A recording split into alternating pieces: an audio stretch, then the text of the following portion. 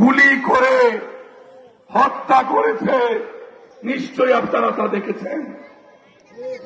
একটি গণতান্ত্রিক রাষ্ট্রে একটি রাজনৈতিক দলের চরিত্র এমন হওয়ার কথা ছিল না। আওয়ামী লীগ জনগণকে বিশ্বাস করত না। সেজন্যই 2008 সালে ভারতের সাবেক প্রেসিডেন্ট প্রণব মুখার্জি ওনার বইয়ে লিখেছেন কিভাবে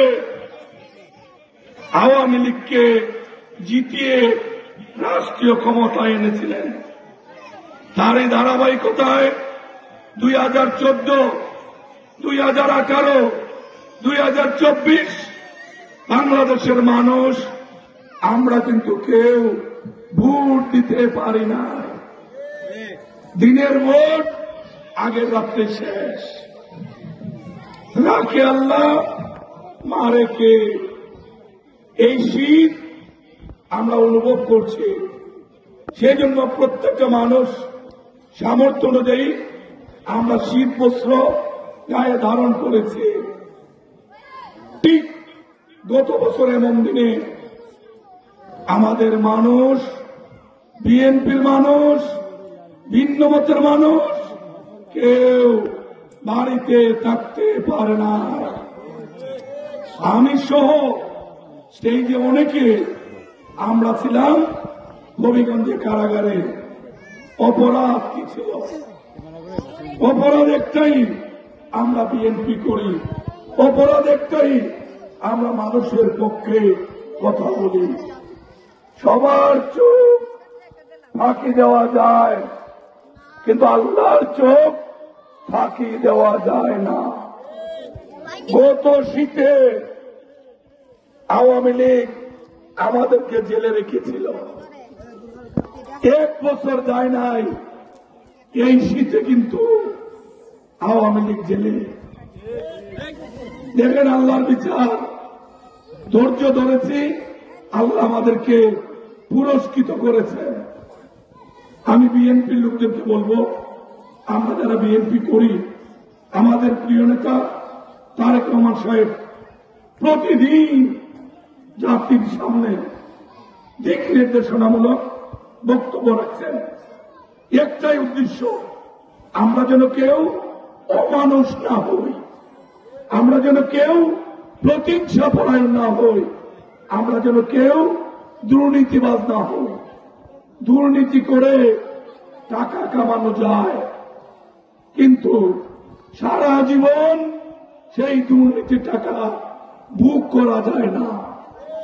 লক্ষ্য করেছেন আওয়ামী লীগের ভোট চোর বলেন, ডাকাত বলেন, যারা ভোট চুরি করে জনগণের অধিকার কেড়ে নিয়ে সংসদে গিয়েছিল, আজকে তাদের বাড়ি ঘরে সন্ধ্যার সময় বাতি চালানোর লোক নাই। আমাদেরকে শিখতে হবে, মানুষের সাথে অন্যায় করলে আল্লাহ বরদাস্ত করেন না। এই এলাকার এই রাস্তা দিয়ে আমি হেঁটে হেঁটে আসছি। খালি এতদিন শুনতাম উন্নয়ন উন্নয়ন, মাইক পাইলেই শুধু আমাদেরকে গালি দিত না। কিভাবে অকথ্য ভাষায়, অভদ্র ভাষায় গালি দিত, আমরা সহ্য করতাম। আমরা ভাবতাম গালিদের উন্নয়ন হোক, কিন্তু রাস্তার এই অবস্থা কেন? পূর্ববাদই এই রাস্তা এমন হওয়ার কথা তো ছিল না। আমরা কথা কম বলবো, কাজ বেশি করব। যদি আল্লাহ রাব্বুল আলামিন আপনাদের দোয়ায়, আপনাদের সমর্থনে আমাদেরকে কাজ করার সুযোগ দেন, আমরা মাইকে বলেন, আর ড্রয়িং রুমে বলেন, পার্টির অফিসে বলেন, সরকারি দপ্তরে বলেন, আমরা গালাগালিতে বিশ্বাস করি না। আমরা মনে করি মানুষের জীবনটাই ক্ষণস্থায়ী। যেখানে মানুষের জীবন ক্ষণস্থায়ী, সেখানে ক্ষমতা চিরস্থায়ী হতে পারে না। সেজন্য যতদিন বেঁচে থাকবো মানুষের কল্যাণে কাজ করবো ইনশাআল্লাহ। দোয়া চাই, সহযোগিতা চাই। অনেক কষ্ট করেছে অনেক মানুষ, আমাদের জন্য অনেক ত্যাগ স্বীকার করেছেন।